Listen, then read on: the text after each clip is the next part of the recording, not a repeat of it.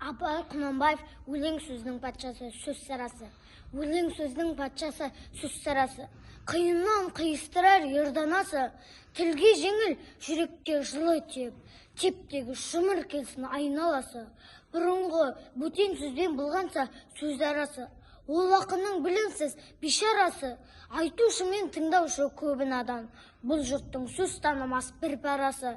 Әуелі хаят хадис сөздің басы, қосарлы бәйет мысал келді арасы.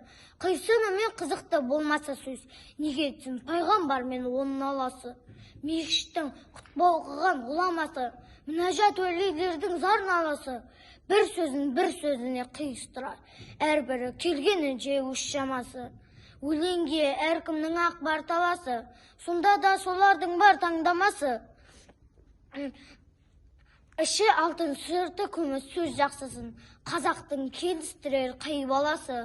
Бұрынғы ескі биді тұрсам барлап, мақалдап айта деген сөз қосарлап, ақындары ақылсыз надан келіп, көр жерде өлең құпты жоқтан қармап, қобызбен домбыра алып топта санап, мақта өлең айтып те әркімге арнап, әр елден өлеңменен қайыр тілеп, кетірген сөз қадірін жұртты шарлап.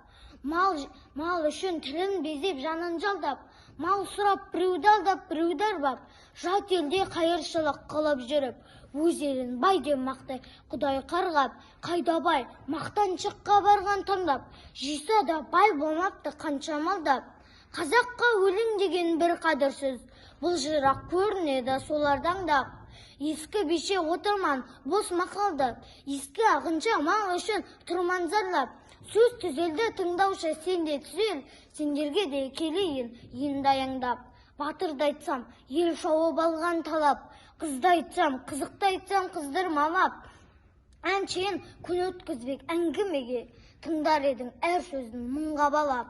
Ақыл сөзге ынтасыз жұрт жамандап, көнгенім ақ соған деп жүр табандап.